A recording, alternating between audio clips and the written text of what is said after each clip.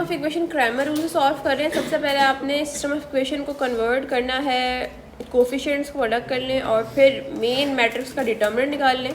इसको मैं कह रही हूँ मैट्रिक्स ए, किसको, मेन जो हमारे सिस्टम ऑफ इक्वेशन के कोफिशिएंट्स हैं 1 2 4 1 -1 5 1 3 -10, ये आपके पास मेन डिटर्मिनेंट है। साइन भी डिटर्मिनेंट का ही बनाइएगा, मैट्रिक्स का नहीं बनाइएगा। बहुत सारे स्टूडेंट्स क्या करते हैं, गलती से ये ऐसे हो जाता है, गलती से ऐसे होना चाहिए नहीं। क्लियर हुई बात? डिटर्मिनेंट निकाल रहे हो तो डिटर्मिनेंट का साइन ही बनाना है, ए पे भी बनाएंगे। ठीक, डिटर्मिनेंट आ गया आपके पास। 3/3 का डिटर्मिनेंट लेंगे। तरीका क्या है, पहले आप फर्स्ट लीडिंग कोफिशिएंट उठाएं 1, जिस लाइन में ये 1 है वो रॉ भी कैंसिल कर दें और वो कॉलम भी कैंसिल कर दें। रिमेनिंग आपके पास क्या बच गया बच्चों, -1 3 5 एंड -10। सेकेंड एलिमेंट हमेशा नेगेटिव साइन के साथ आता है, -1 अगेन। सेकेंड एलिमेंट जिस भी रॉ में के है वो रॉ भी कैंसिल हो जाएगी और जिस कॉलम में है वो कॉलम भी कैंसिल हो जाएगा। रिमेनिंग आपके पास एलिमेंट्स क्या बच गए, 2 4 3 -10। सिमिलरली +1 थर्ड कोफिशिएंट आया आपके पास और ये आ जाएगा 2 4 -1 एंड 5। सॉल्व इट 1, ये हो जाएगा आपके पास 10 15 -1 -20 3 4 12 +1 5 2 10 -4 1 4। Solve it. Tell me the value. 41 is your determinant of matrix A. इसका मतलब है कि आपके पास यूनिक सॉल्यूशन आएगा। मुझे कैसे पता चली ये बात, जब आपके पास A determinant not equal to 0 हो क्रैमर रूल में, तो सॉल्यूशन कैसा आना चाहिए, यूनिक आना चाहिए। अगर ये डिटर्मिनेंट इक्वल टू 0 आए तो आप उसकी कंसिस्टेंसी को चेक करेंगे। ठीक है, वो मैं बता भी चुकी हूँ, मैं दोबारा रिवाइज करूँगी कंसिस्टेंसी चेक कैसे होगी। बताएंगे कि अगर 0 आ गया तो कंसिस्टेंसी में इनकंसिस्टेंट आ रहा है रिजल्ट या कंसिस्टेंट आ रहा है। मतलब ये कि नो सॉल्यूशन दे रहा है या फिर इनफाइनाइट मैनी सॉल्यूशन दे रहा है। कोई बच्चा मोबाइल से कॉपी वो पिक्चर नहीं लेगा, सब लिखेंगे। निकालो अपने अपनी नोटबुक्स।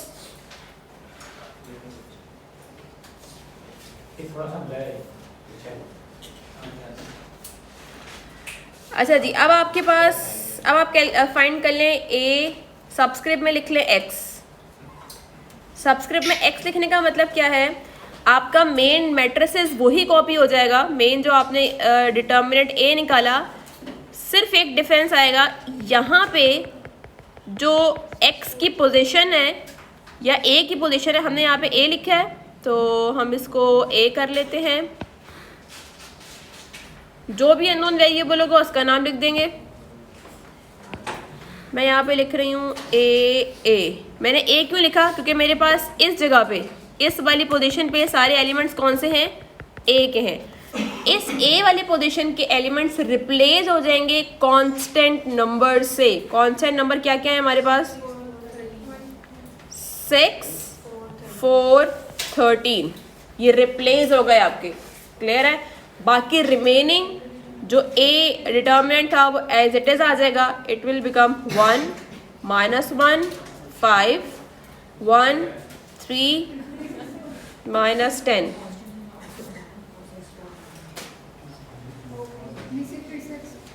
फिर से बता दूं, आपने क्या करना है, ये जो आपने मैट्रिक्स डिटर्मिनेंट लिखा था ए डिटर्मिनेंट, ठीक है, एज इट इज़ यही कॉपी होगा। आप कैलकुलेट करने जा रहे हो अब डिटर्मिनेंट ए का अननोन वेरिएबल ए के लिए।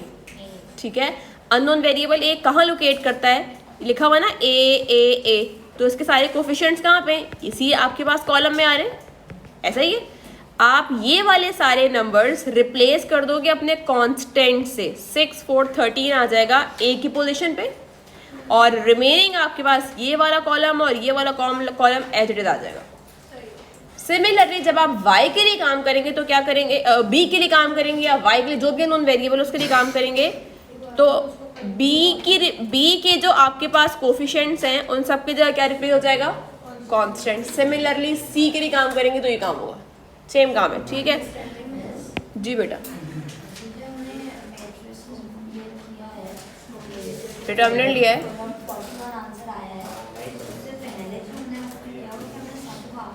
सबको सॉल्व किया, हाँ ब्रैकेट सॉल्व की, फिर आपने जो भी ऑपरेशन था वो लगा दिया, प्लस का या माइनस का। नहीं सबको नहीं, कंबाइन कर दिया ना, आप अलग अलग करके कर लो, एक ही बात है। तरीका मैंने बता दिया है, आप अपना करें, इसे क्रॉस चेक करते रहें, ठीक है। इसका भी डिटर्मिनेंट निकालना है, इसका भी डिटर्मिनेंट निकालना है। यहाँ तो कॉपी हो गया बच्चों, ठीक है। डिटर्मिनेंट निकालना है इसका, अच्छा जी ये आ जाएगा आपके पास, बल्कि मैं यहीं पर ही कर लेती हूँ।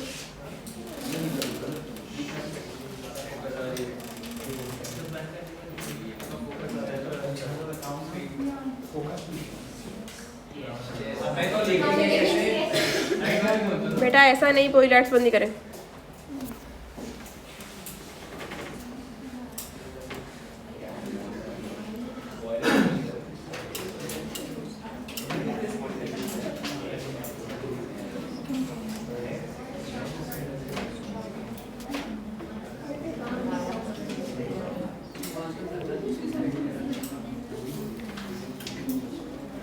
सबके वो उस तरीके से डिटर्मिनेंट ले लिया, ये आ गया आपके पास 6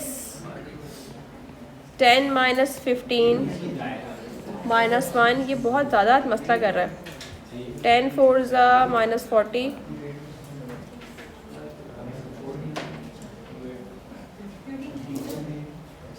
3 3 ज़ा 9, 3 1 ज़ा 3 39,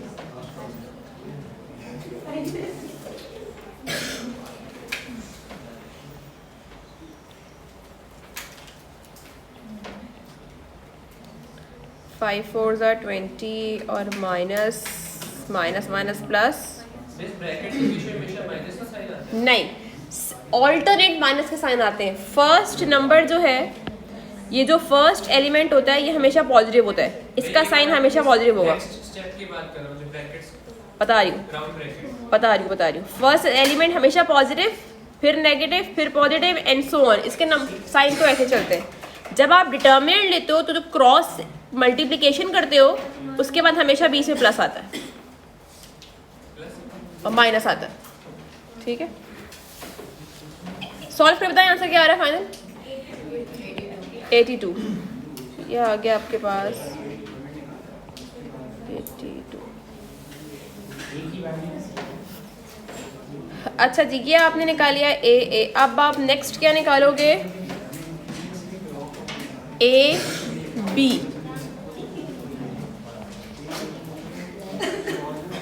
1 2 4 1 2 4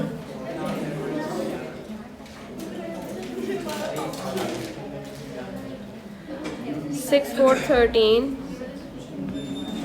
6 4 13 1 3 minus 10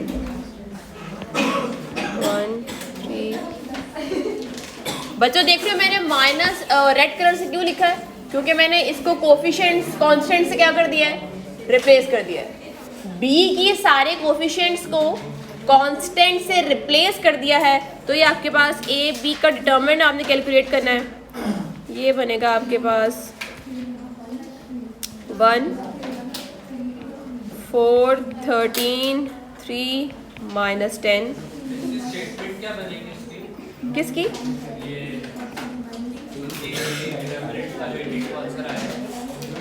स्टेटमेंट मतलब इसकी स्टेटमेंट आएगी? नहीं इसकी नहीं आएगी। अगर आप कोफिशिएंट्स का निकाल रहे हो कोई स्टेटमेंट नहीं है, आप सिर्फ सॉल्यूशन आएगा।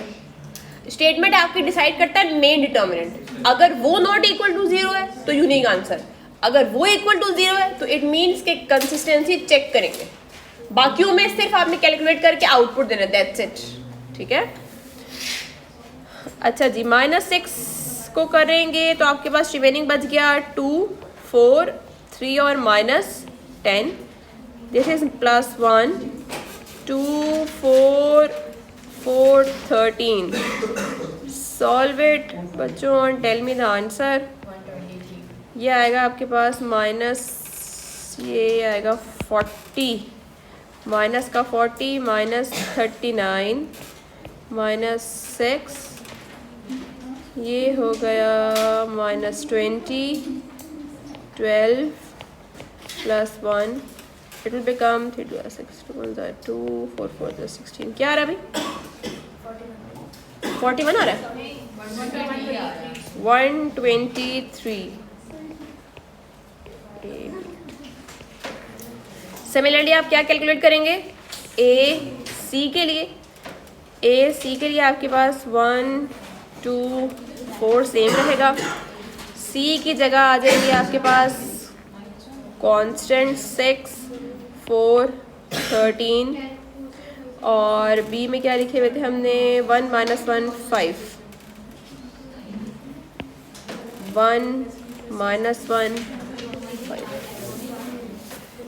अब आप ए सी के लिए कैलकुलेट कर लें, it will become 1 -1 5 4 13 -1 2 4 4 13 +6 2 4 -1 5। AC will be -13 -5 4 20 -1 26 -16 +6 10 +4। जी क्या आ रहा है? 49। तीनों के अलग डिटर्मिनेंट्स आ गए। अब हमने क्रैमर रूल में डिवीजन करनी होती है, ये मैंने 2/2 में डायरेक्टली बताया था आपको। यहाँ तो कॉपी कर लिया सबने?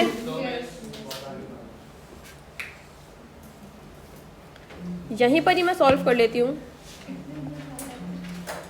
ये आपके पास बनेगा, आप पहले निकाल रहे हो वेरिएबल ए की वैल्यू। बेटा आगे सुन लो, वेरिएबल ए की वैल्यू कैलकुलेट कर रहे हो, ये आपके पास आएगी ए का जो आपने डिटर्मिनेंट कैलकुलेट किया है उसको डिवाइड करेंगे ए डिटर्मिनेंट से। बी की वैल्यू कैसे आएगी? ए बी का जो डिटर्मिनेंट कैलकुलेट किया है उसको डिवाइड कर दें डिटर्मिनेंट ए से। और सी की वैल्यू कैसे आएगी? ए सी का जो डिटर्मिनेंट कैलकुलेट किया है उसको भी डिवाइड कर दें ए डिटर्मिनेंट से। क्या वैल्यू आई थी भाई ए की? 82 डिवाइड बाय 41। हमारी आंसर में गलती हो रही है शायद, सही आ रहा है? डिवाइड करके आंसर आ रहा है 123 डिवाइड बाय 41 और 41 डिवाइड बाय 41। ए से आंसर क्या आया? 2, 3 और 1। यूनिक सॉल्यूशन आ गया आपके पास, क्योंकि ए बी और सी की वैल्यू, होल्ड ऑन, आपके पास आ गई 2, 3 और 1। ठीक है,